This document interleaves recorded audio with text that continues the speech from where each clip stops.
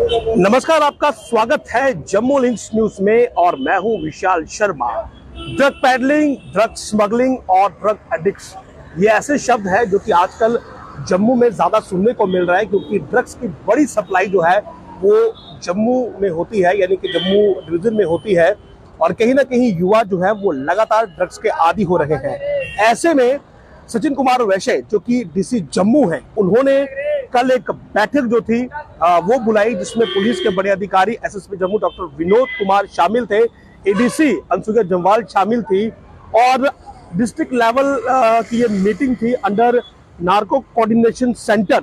के। ये मीटिंग कल की गई और इसमें जो एसडीएम हैं उन्हें ये डायरेक्शंस दी गई हैं कि वो अपने एरिया के अंदर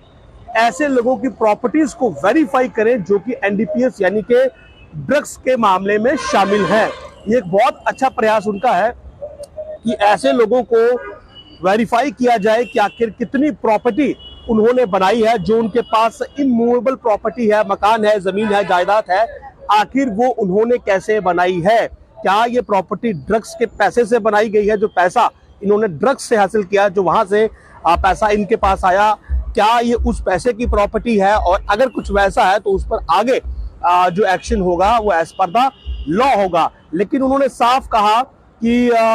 नोटिस जो हैं वो सब डिविजनल मजिस्ट्रेट यानी कि एसडीएम जो है वो अपने अपने क्षेत्र में इशू करें उन लोगों को जिन लोगों ने NDPS narcotics drugs and psychotropic substance act के अंदर जो है जिन पर कभी मामला दर्ज हुआ है, यानी कि जो कि इस मामले में गिरफ्तार हुए हैं। साफ तौर पर उन्होंने ये निर्देश दिए कि जो लोग ड्रग्स के कारोबार से जुड़े हुए हैं, जो कि ड्रग पैडलर हैं, उनकी संपदा पर जो है वो अब वेरिफिकेशन की जाए, नजर रखी जाए, जांच की जाए, ताकि लोग जो है वो उनसे मोटिवेट ना हो। दरअसल युवा जो है वो इन ड्रग पैडलर से मोटिवेट हो जाते हैं। वो ये सोचते हैं कि अगर एक व्यक्ति ड्रग पैडलर है, ड्रग स्मगलर है, तो उसने बड़ी संपदा बना ली है, और यही मोटिवेशन कुछ और युवाओं को ड्रग के रास्ते पर ले जाती है। फिर वो ड्रग की सप्लाई करते हैं इस सोच के साथ कि अगर दूसरा व्यक्ति ड्रग सप्लाई में था, उसने बड़ी प्रॉपर्टी बना ली, उस पर कानूनी एक्शन नहीं हुआ, तो फिर मैं क्यों ना करूं। तो इस सब को समाप्त करने के लिए, इस सोच को समाप्त करने के लिए, ताकि कोई दूसरा मोटिवेट ना हो, अब ऐसे लोगों की प्रॉपर्टी पर एक्शन होगा जिन्होंने संपदा जो है वो ड्रग्स के पैसे से बनाई है। तो ये बड़ा अच्छा उन्होंने डायरेक्शंस इशू किए। तमाम जो एसडीएम है सब डिविजनल मजिस्ट्रेट से ये कहा गया कि आप नोटिस करें कि आपके क्षेत्र में कौन कौन ऐसा व्यक्ति है जो कि एनडीपीएस केस में गिरफ्तार हुआ है या उसे सजा मिली है या कभी अरेस्ट हुआ है, और एक नोटिस आप इशू करें ताकि उसकी प्रॉपर्टी जो है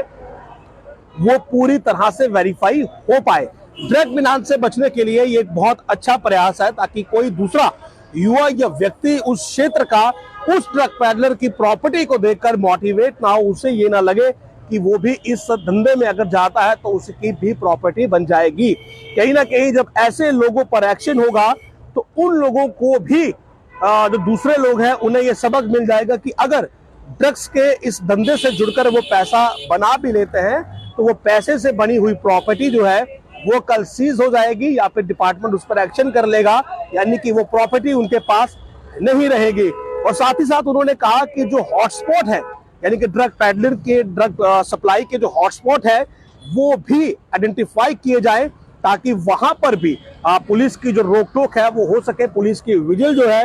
वो हो सके, और असेसमेंट किया जाए कि कहां पर ड्रग रिलेटेड एक्टिविटीज उनके क्षेत्र में ज्यादा हो रही है, ताकि वहां पर जो जुडिक्शन है जिन पुलिस स्टेशन की उन्हें इतला दी जाए और वो वहां पर एक्टिव हो। कहीं ना कहीं एक बड़ा सकारात्मक स्टेप उन्होंने उठाया इस पूरे ड्रग पैडलिंग के हवाले से, क्योंकि पिछले कुछ वर्षों में अगर आप देखें तो ड्रग पैडलिंग के या ड्रग स्मगलिंग के और ड्रग एडिक्शन के